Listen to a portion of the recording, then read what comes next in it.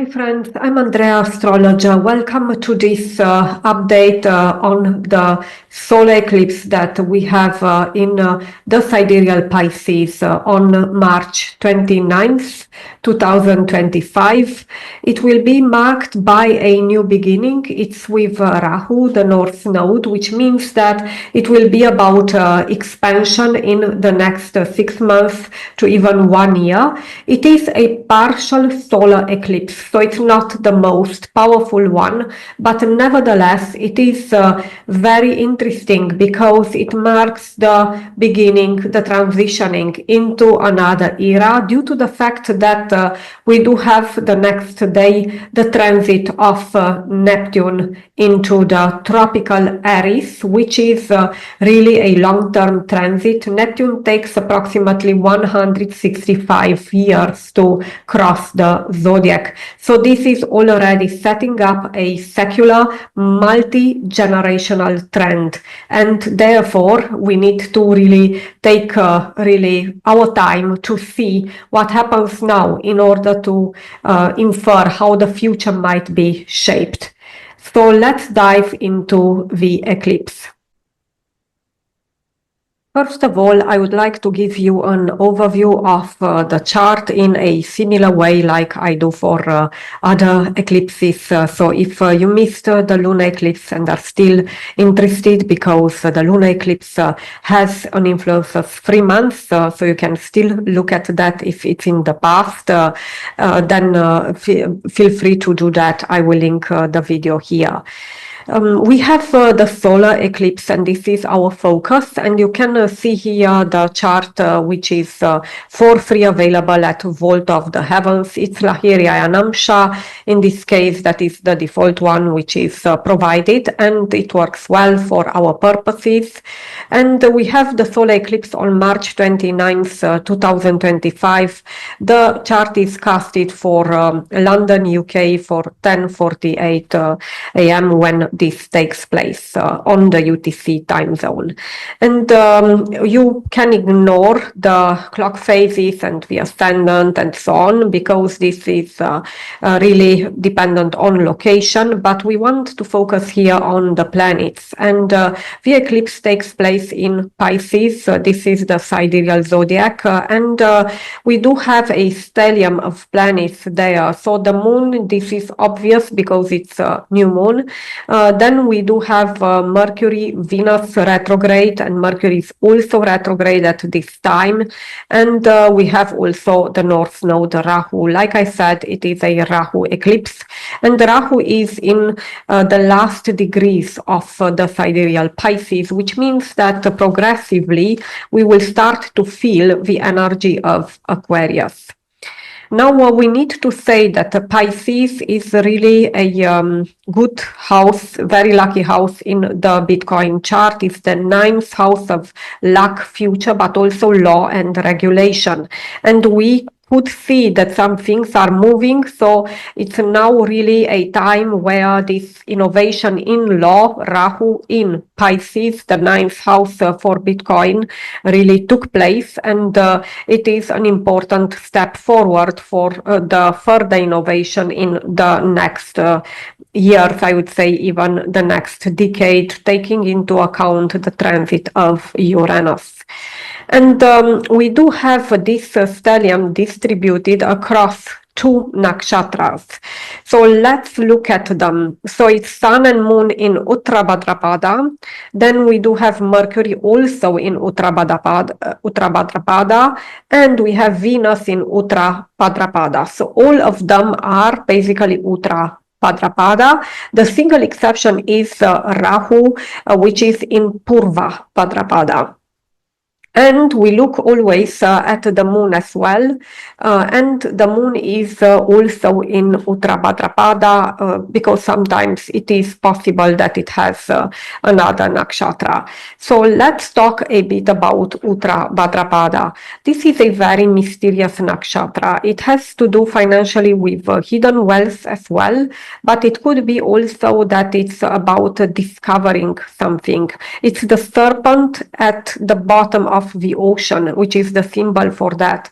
And wisdom is about intuition, it's about wisdom, and it's about hidden things that are not easily discoverable, that are not really at the surface. So it could be a time of mystery revealing, and this could happen especially at the next full moon that we have, because full moon is more about revealing, but it's about innovative way to make money. Because Rahu is innovation, Venus is currency and cryptocurrency, it's retrograde, so this means that it will take longer to really make it. And Mercury retrograde, this will have an impact on trading in the markets. Also news here, just be aware that news could be revisited. So some rumors may not be true. This is also something that is here into focus right now. It is really an energy that is very Saturnian in nature, because Uttar Bhadrapada is ruled by Saturn. And we had the Sun-Saturn conjunction at the eclipse, at the lunar eclipse. That was very close, very tight.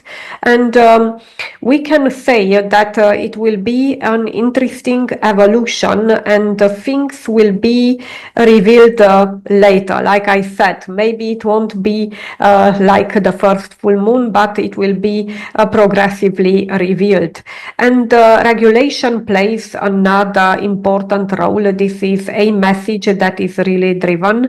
Purva Bhadrapada is the nakshatra of Rahu, which is very intense. So whatever innovation happens, it could be quite innovative and intense. It's also a let's say nervous atmosphere in the markets with this Rahu in the Purva Bhadrapada nakshatra, but it is still a good thing.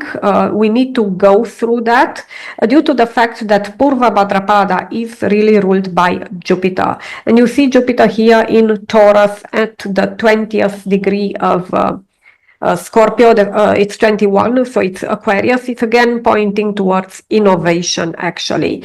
It is a time of extreme change, I would say, that comes, and it will be a bit slower than we expect, but with Mercury and Venus retrograde, we should see results mid-April, because we have Mercury turning direct on the 7th of April and Venus turning direct on the 13th of April. And it is important also to take into account this Mars, which is out of bounds, and it is still in the sidereal Gemini, so it will go again into Cancer. So we can say also that this eclipse will be really with focus on markets, but it will not be so emotional, because Cancer has more emotionally loading in store for humanity in general, and not Gemini. But it is about a lot of news, so again the news will drive the markets. It's important to consider that. And now I would like to dive into the topic that is really described in the reports that the members get, and also talk a bit about Bitcoin. Here is the report that we have about the eclipse that is available in Patreon in all tiers. And we do have this solar eclipse with Rahu, which is about growth, it's about new beginnings. The Rahu energy is not stable, it can bring sudden growth, and yes, it's not so sudden like in the case of Uranus, but it really happens. And it is felt usually 1 month from the moment it is exact, and even 1 month before. Sometimes it is really irregular movement of the node, which is always retrograde, as you know. So we do have here the mid of sidereal Pisces. It's very, very, very, very, very strongly placed, I would say. And this is for BTC, because BTC has an ascendant that we approximate. Again, we need a location on Earth, and we talk about the cloud technology and the UTC time zone as the birth certificate on the blockchain. And it is really a point that is in a trine, so very positive aspect with the ascendant, which means that it will have protection, expansion for the life path of Bitcoin. This is the way we can read it. And this is a good news in general. And we have also to look at the influences that are around the eclipse, because the eclipse per se, yes, we know that Rahu would bring expansion and Ketu would bring restriction, but it's not always negative necessarily, this Ketu, and also the Rahu is not necessarily positive, because we do have other aspects to consider that really happen around it. And also a constraint can be seen as a delivery of result with Ketu, because it's about letting go, but you could let go of a project with profit. So it's a good time to cash in, for example, when you have a positive influence of Ketu in your own horoscope in the financial area. And so it's not really bad per se. And also Rahu is about expansion, but expansion usually happens with pain. And if we have stressful aspects around it, then it will be painful. And what do we have in the global astrology? We have a Neptune Mercury conjunction, which is high expectation. So I can't say it is entirely 100% good, but based on my observation in markets, it is good. And it is this fueling, of, I have really this expectation. I am overly optimistic for whatever reason, because Rahu will not give a very solid reason for it. You go through it without really analyzing too much. And after the eclipse, it is important to consider that we have a sextile, which is a positive aspect in the BTC horoscope between Mercury and Jupiter. And Jupiter in financial astrology is linked to the market cap of Bitcoin and of any asset in general. And this could be good or bad news, because it's good that it expands, but it should expand, as a whole, because a lot of you think about altcoins and the BTC dominance, and it should go down.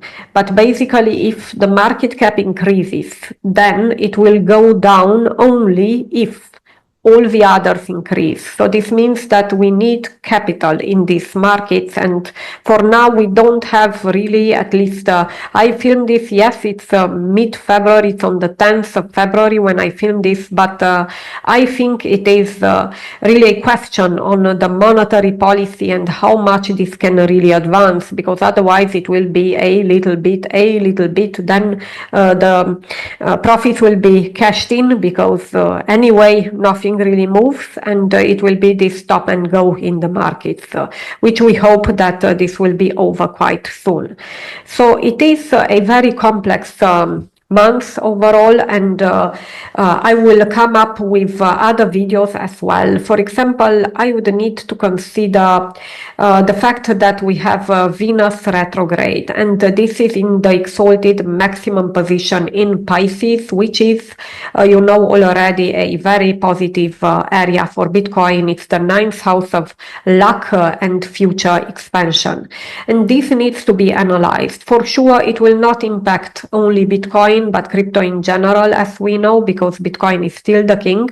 But we will have also positive direct influences triggered in other altcoins that are either lower cap or so smaller cap or mid cap, for example, not necessarily the blue chips. And we consider these in Patreon based on astrology. So now I do a sort of reverse engineering for it. Starting March, we started also this exercise, because we see that some of them pump and it's quite difficult to really fish them out. So I try to focus here on this matter. Therefore, we will have five maximum altcoins for a month, but they will be very carefully, so to speak, selected based on astrology, based on positive aspects, at least to have them. And then